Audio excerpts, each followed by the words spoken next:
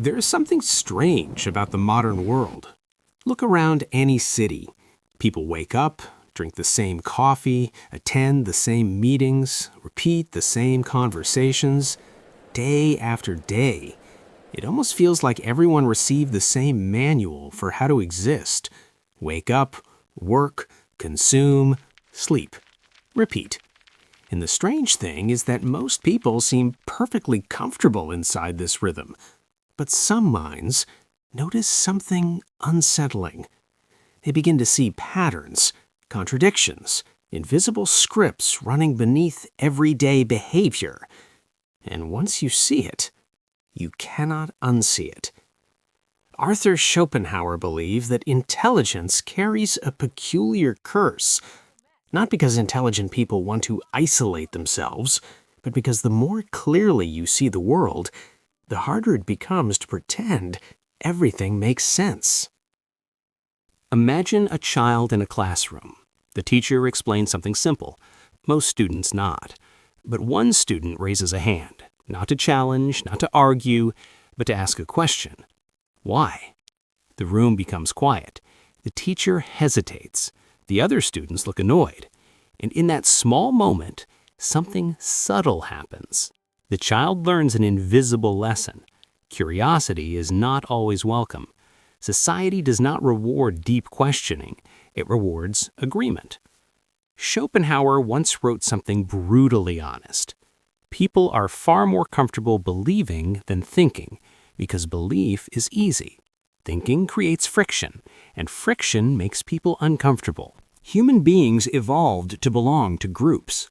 For thousands of years, survival depended on fitting into a tribe. Agreement meant safety. Disagreement meant danger. But highly analytical minds behave differently. They do not automatically mirror the beliefs of the group. They observe, they question, they analyze. And this subtle difference creates tension, because when someone refuses to mirror the group instinctively feels threatened.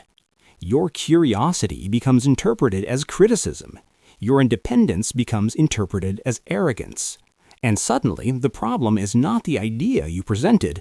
The problem is you. Here lies one of life's cruelest paradoxes. The smarter a mind becomes, the more contradictions it sees. Hypocrisy, manipulation, social theater. Things that once seemed normal begin to look absurd. And when you try to talk about these things, most people react defensively, not because they disagree, but because they feel exposed. Schopenhauer understood this well. He believed that people can tolerate almost anything except someone who sees through them. Because of this tension, many intelligent individuals develop a strange survival strategy. They pretend. They pretend not to notice contradictions. They pretend not to question flawed logic. They pretend not to see the absurdity of social rituals. This mask allows them to function inside society, but maintaining the mask is exhausting. Conversations feel shallow. Debates feel repetitive, and slowly, something begins to happen. Solitude becomes more peaceful than participation. Not because intelligent people hate others, but because silence becomes more honest than performance. Schopenhauer believed intelligence often brings something uncomfortable: clarity. And clarity is rarely comforting. Highly perceptive minds begin to notice patterns everywhere. Human behavior repeating itself, mistakes being made again and again, people chasing pleasures that never truly satisfy them. From a distance, the world starts to look like a theater, a giant performance where most actors do not realize they are acting. And once you recognize the play, it becomes difficult to enjoy the script. There is another strange rule of society. Confidence often wins. Not truth, not accuracy, confidence. The loudest voice in the room often appears the most convincing, even if the argument itself is weak. Meanwhile, analytical minds hesitate, not because they lack intelligence, but because they understand how complex reality truly is. They see nuances, possibilities, exceptions, and this awareness often sounds like uncertainty, which society frequently mistakes for weakness.